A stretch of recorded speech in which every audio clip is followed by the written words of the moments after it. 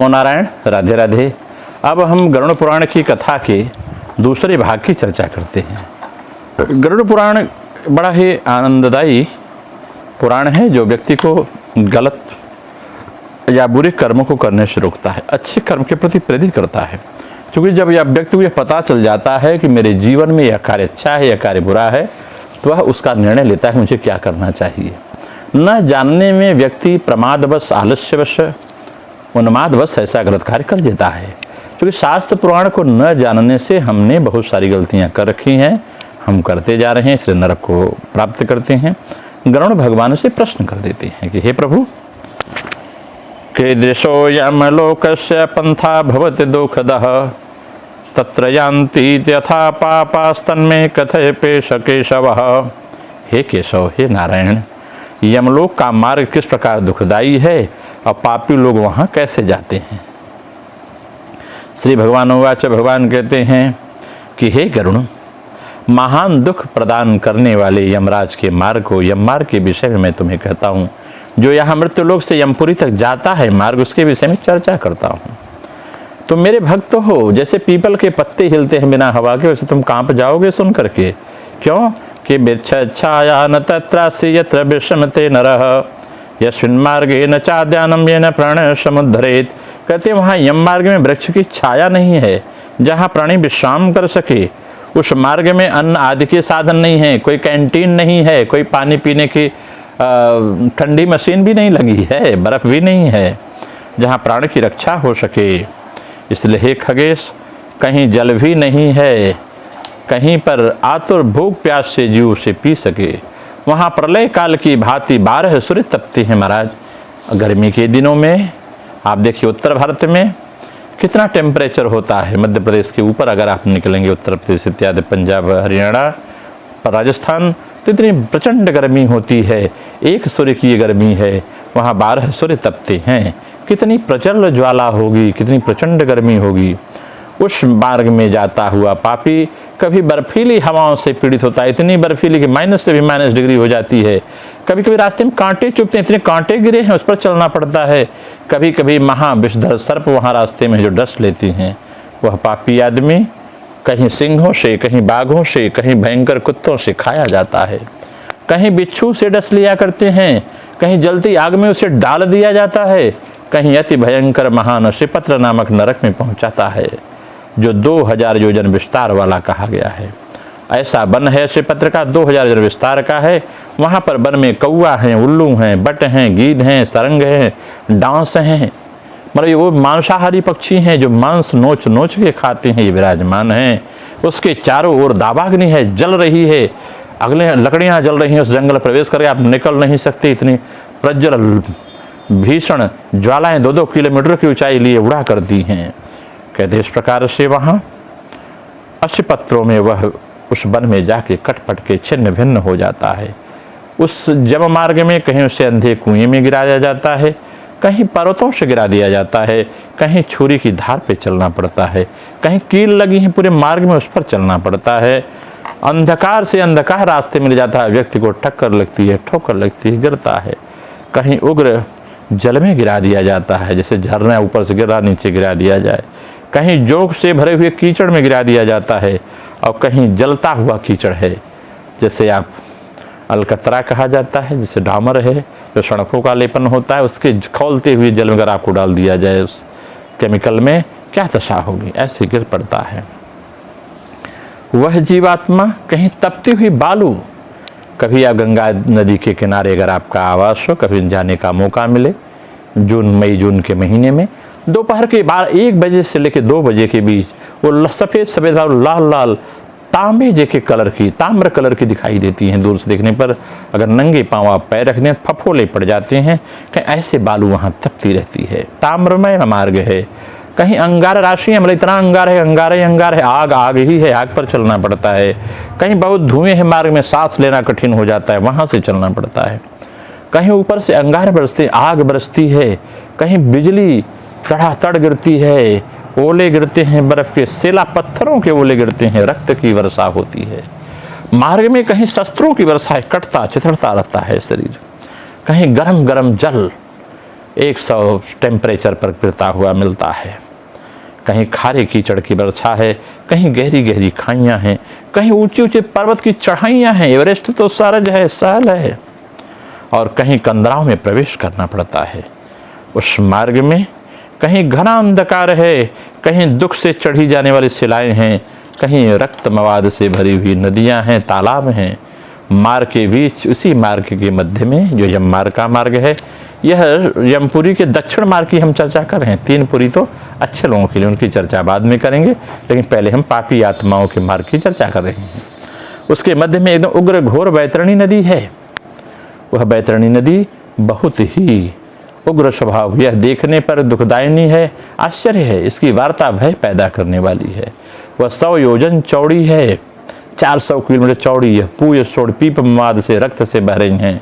हड्डियों के समूह तट हैं, उस तट पर हड्डियों का ढेर लगा है।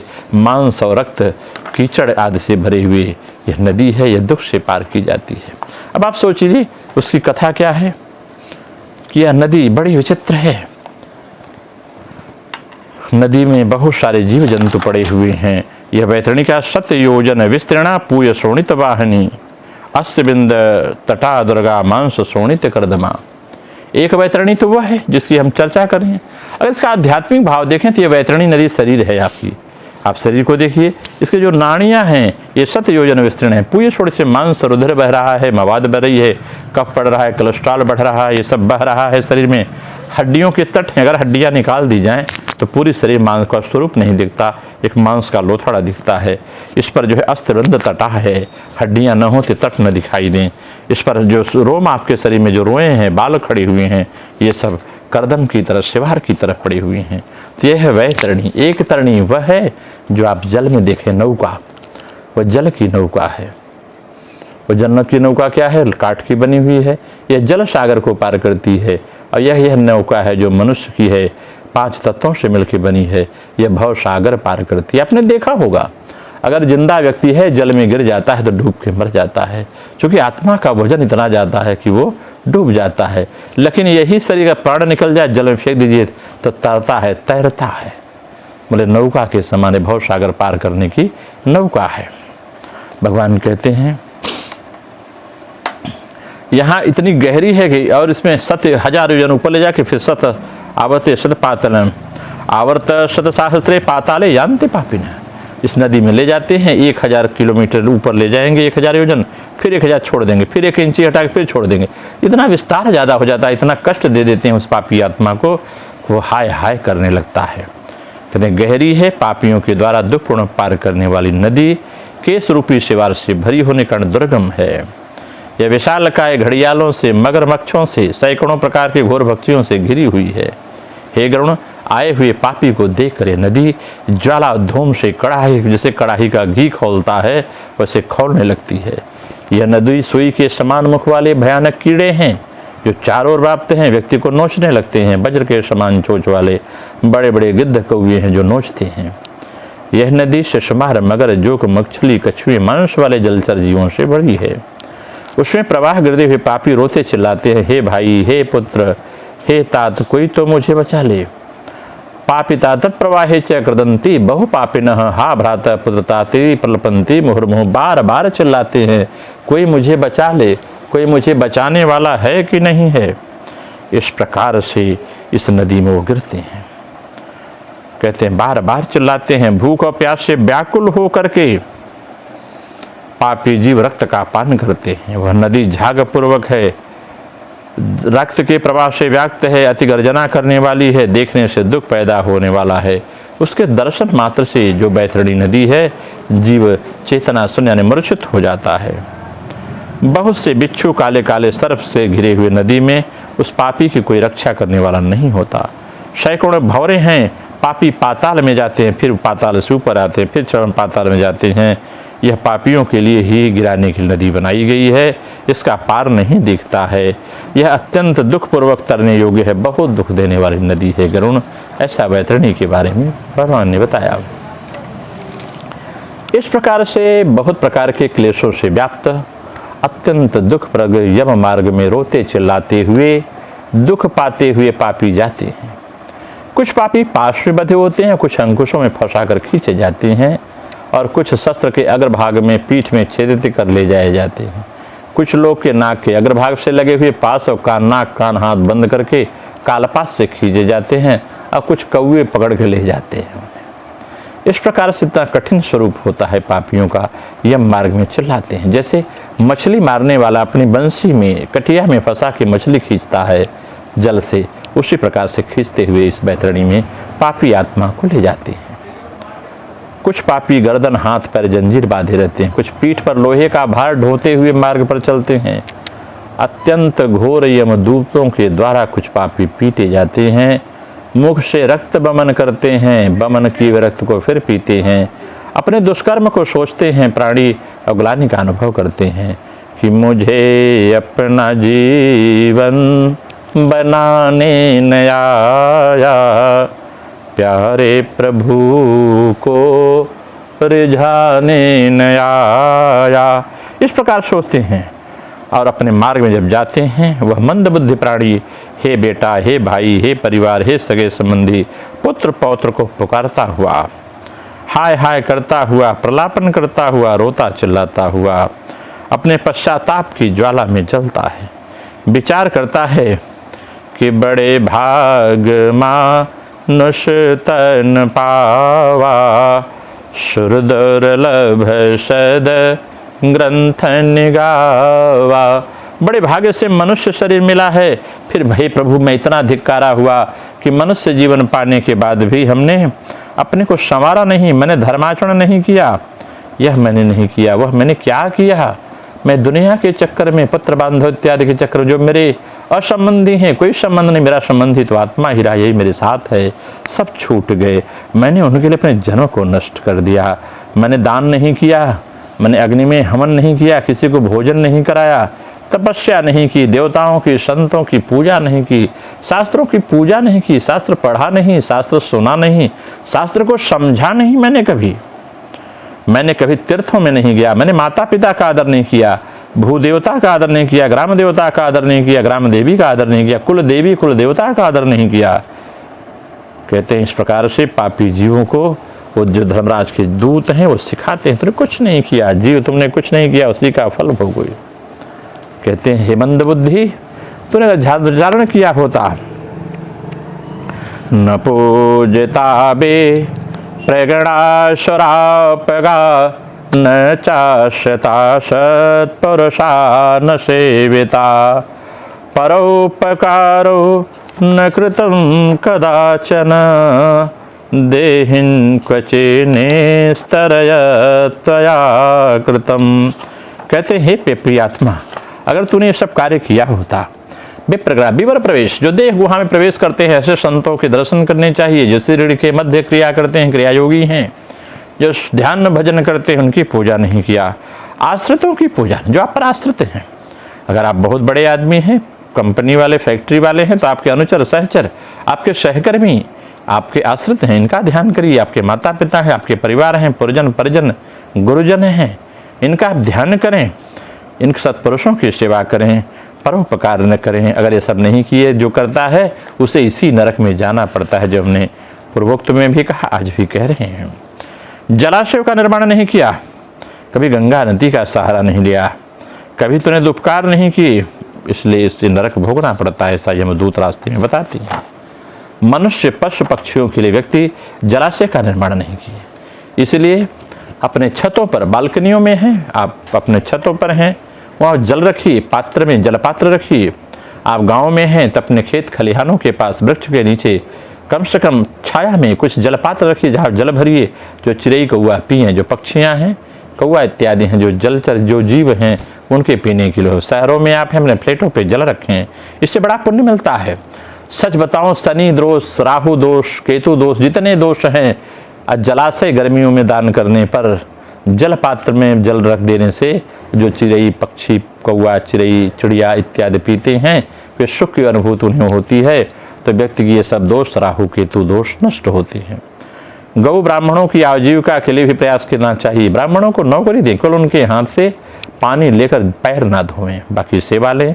उनको जो नौकरी देते हैं ब्राह्मण संतों को, ब्राह्मणों को, ब्राह्मण परिवार के जितने बालक हो, उनके पुण्य के प्रभाव से कभी आपके व्यापार में कटौती नहीं हुआ करती है। जिसके भी व्यापार में ब्राह्मण हैं, सेवाधारी हैं, सेवा कर रहे हैं, उनको अभाव नहीं होता है, ज़्यादातर देखा गया है। लेकिन हाँ, ब्राह्मण वो सात्विक हों। कहते हैं पापी जी, तूने कभी नित्यदान नहीं किया, गौओं के लिए व्यवस्था नहीं की, गौचारा नहीं दिया। गोदान करना चाहिए, स्वस्थ गौ, शुद्ध गौ ब्राह्मण को दान करें ताकि उनके घर दूध इत्यादि का हो। नहीं हो सकता है तो गौचारे का दान करना चाहिए जीवन में। अगर यह चारा दान करते हैं तो बड़ी से बड़ी आपत्ति, चाहे आर्थिक हो, मानसिक हो, सामाजिक हो, पारिवारिक हो, मिट जाया करती है। वेद शास्त्र के गरुड़ पुराण के अंतर्गत उस पापी आत्मा को यमराज के दूत कहते हैं, वेद शास्त्र के वचनों को माना नहीं, संतों की वाणी का उपहास किया, वचनों को अन्यथा समझा, वेद पुराणों को, विद्यानों की पूजा नहीं की, इसलिए तुम्हें यह दुष्कर्म फल भोगना पड़ रहा है। नारी जीव के लिए भी कहते हैं कि पति प्राप्त करके तूने पति की सेवा नहीं की।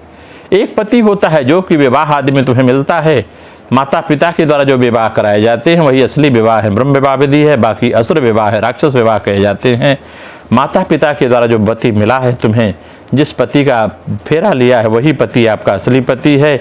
उस पति को तूने आज्ञा नहीं पालन किया, पतिव्रत धर्म का सेवन नहीं किया है, गुरुओं पर अभिमान नहीं किया, मेरे गुरु जी हैं, मेरे सारे संकट हल कर देंगे, ऐसा अभिमान तूने नहीं किया, इसलिए हे देही तुझे ये कष्ट मिलेगा। धर्म की बुद्धि से एकमात्र पति की सेवा नहीं की, पति की मृत्यु हो जाने पर अग्नि में प्रवेश का अनुबंध नहीं किया, स्वयं पतिव्रत धर्म का पालन नहीं किया, व्यभिचारिणी बन गई, ऐसी माताओं को भी कष्ट मिलता है। मास पर्यंत बीत जाने वाले उपवासों से जो व्रत हैं, तूने किसी व्रत को सुखाया नहीं। पूर्वजन्म में किए दुष्कर्म से बहुत प्रकार के दुख प्राप्त करने के लिए जो व्यक्ति पूर्वजन्म में बहुत सारे दुष्कर्म करते हैं, इसलिए रजस्वला होती है माताएं, उन्हें नारी शरीर प्राप्त किया था।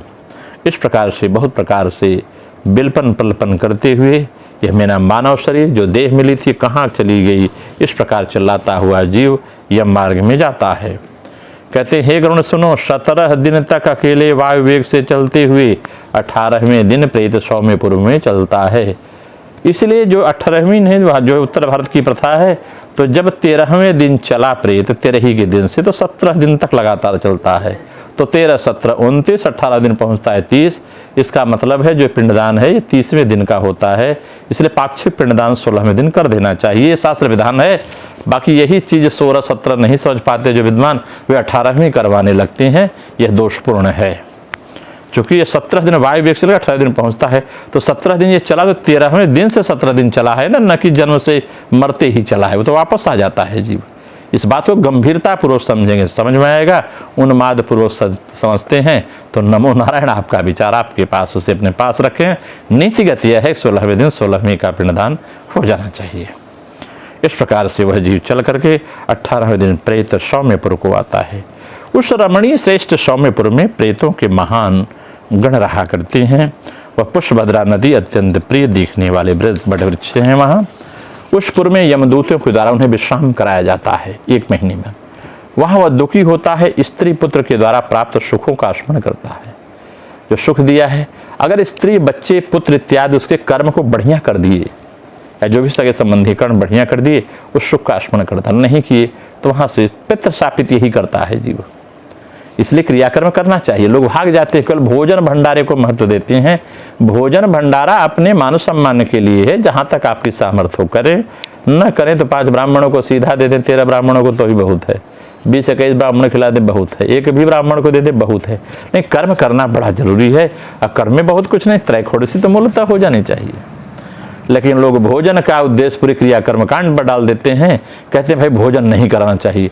शादी में 1500-2000 की थाल हो जाए तो अच्छा, लेकिन मृत्यु भोज को विरोध कुछ लोग जो हैं तथा कथित बुद्धिजीवी मानते हैं, यह उनके लिए अनुचित है, दोषपूर्ण है। मुझे हृदय से क्षमा करेंगे, क्योंकि शास्त्र का विषय मुझे आपके बीच रखना पड़ रहा है। इस प्रकार से वह अब विश्राम करके अपने पुत्र पत्नी इत्यादि के सुख का स्मरण करता हुआ धीरे धीरे वह अपने धन के बारे में सोचता है, अपने नौकरों के बारे में, पौत्र आदि के बारे में सोचता है। वहाँ रहने वाले यमराज के जो दूत हैं उनसे कहते हैं कि क्व धनम क्व श्रुतो ज्वाया क्व स्वहित क्वच बांधवा स्वकर्मोपार्जितम भोक्ता मूढ़म याहि चिरम पथि। हे पथिक, तू यहाँ पहले दिन विश्राम कर रहा है। क्या धन किसका है, किसके पुत्र हैं, किसकी पत्नी है, मित्र कहाँ हैं, बांधु कहाँ कहाँ हैं? कोई किसी का नहीं है। कौन तेरा है? जो जैसी करनी आपने किया है, अपनी करनी पार उतरने। अगर अपने हाथ से कुछ उपार्जित कर्म करता, कुछ उसका फल भोगता तो इसलिए लंबे समय तक तुम्हें इस यम मार्ग पर चलना पड़ेगा। ये कठिन मार्ग है। अगर वहाँ तूने कुछ पुण्य साधन किया होता, तूने कुछ दान धर्म किया होता, लोगों की भलाई के लिए, कल्याण के लिए कार्य किया होता, आज तेरी दुर्दशा न हुआ करती। वह दूत कहते हैं जो वहाँ पर विराजमान हैं, कहते हैं हे परलोक के राही, तू यह जानता है कि राहगीरों का बल संबल पाथे ही होता है। बहुत सुंदर गाड़ी हो, गंगा सागर से लेकर के जम्मू तवी तक जाने वाली, अब आपके पास टिफिन ना हो, पैसे ना हो, रास्ते के खर्च ना हो तो क्या दशा होती है। उसी प्रकार रास्ते के लिए जो पुण्य है ये होना चाहिए, जिसके पास नहीं होता, जिसका पाथेय कमजोर होता है, यात्री सकुशल नहीं कहा जाता। इस जिस रास्ते में टिफिन खाने पीने की व्यवस्था, पीने के जल नहीं है, वह व्यक्ति दुखपूर्वक यात्रा करता है। और जिसके पास ये संसाधन है, किसी भी यात्रा को करे, अगर खाने पीने नाश्ते के पैकेट इत्यादि साथ हैं तो उसे कोई कष्ट नहीं होता है, यात्रा कितनी लंबी क्यों न हो।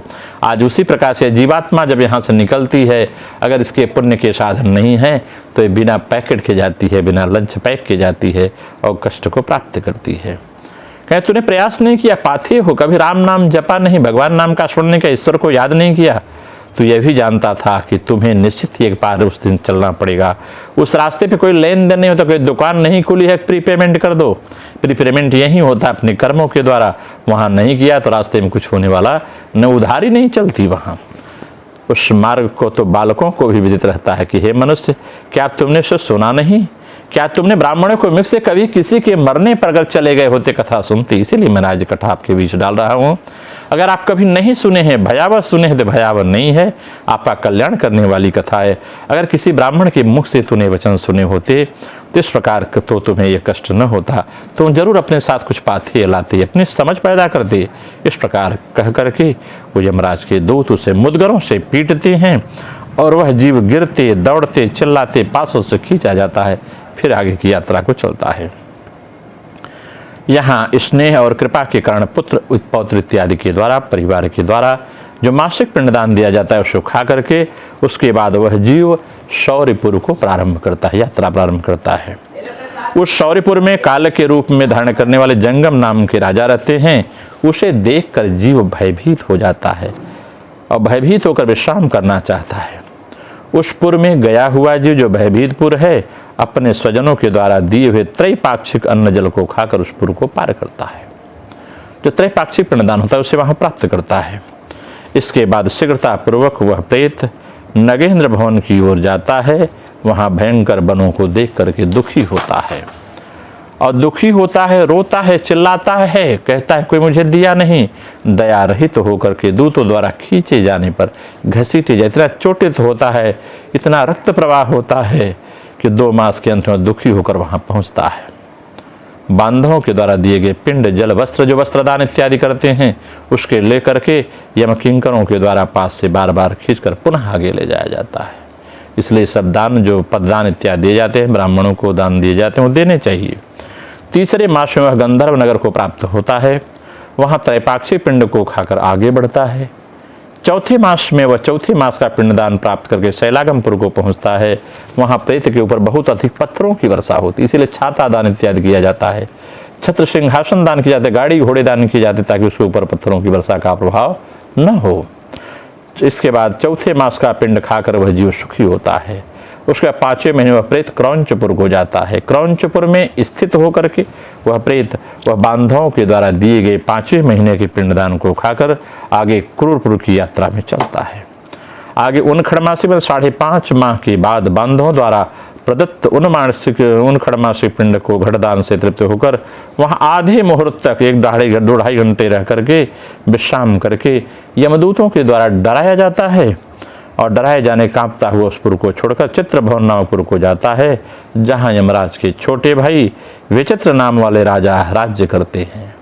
यमराज के छोटे भाई के राज्य में जो जीव पहुंचता है तो देखता है वो राजा का शरीर बड़ा विशाल है, इतना विशाल शरीर है, जीव डराने वाला काला कलूटा शरीर एकदम पूरा काले कराले भौरे के समान।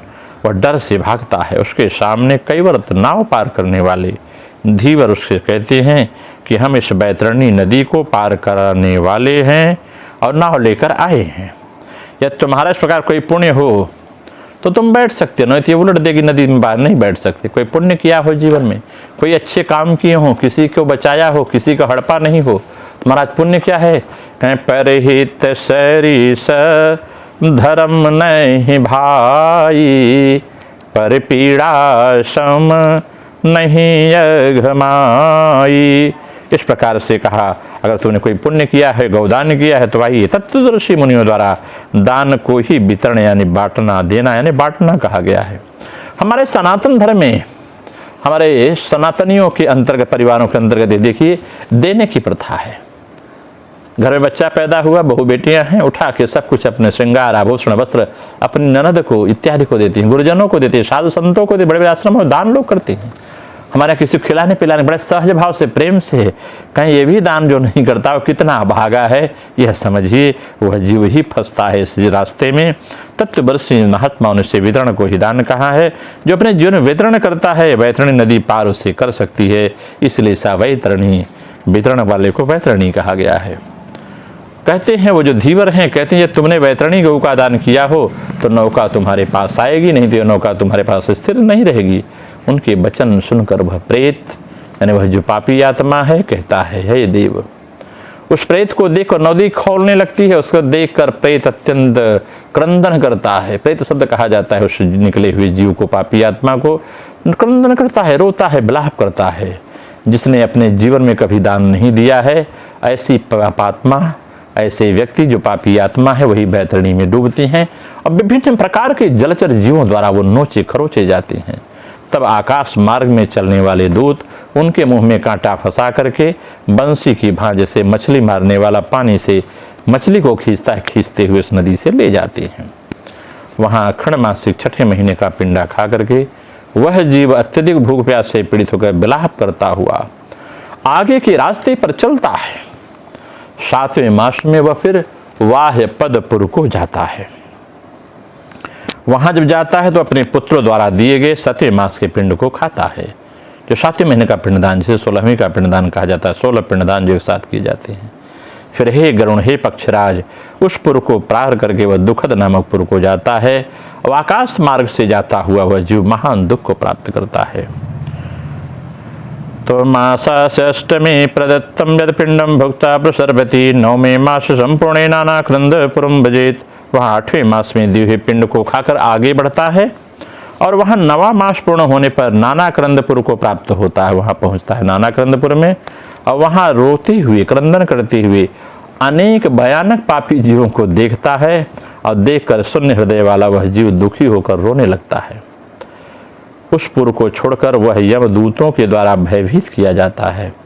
फिर 10वें महीने में अत्यंत कठिनाई से सुतप्त भवन नामक नगर में पहुंच जाता है।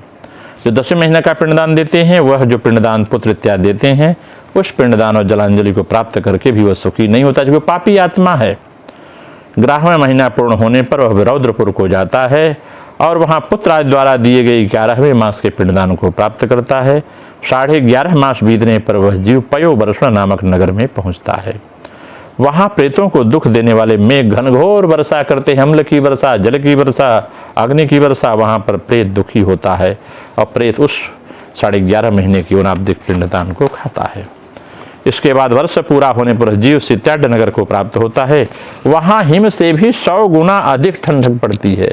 जो हिमालय है वहाँ से भी 100 गुना अधिक, अलास्का इत्यादि की पहाड़ियाँ, हिमालय की पहाड़ियाँ, नीलगिरी की पहाड़ियों से 100 गुना ज़्यादा कठिन, जो हमारा रुद्रप्रयाग से भी कठिन वहाँ पर है जो ठंडक पड़ती है। कैलाश से भी कठिन ठंडी है वहाँ पर उससे बड़ी ठंडियाँ प्राप्त हैं।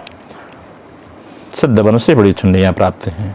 शीत से दुखी, भूख प्यास से पीड़ित 10 दिशाओं में देखता है, वहाँ कोई बांधव नहीं है।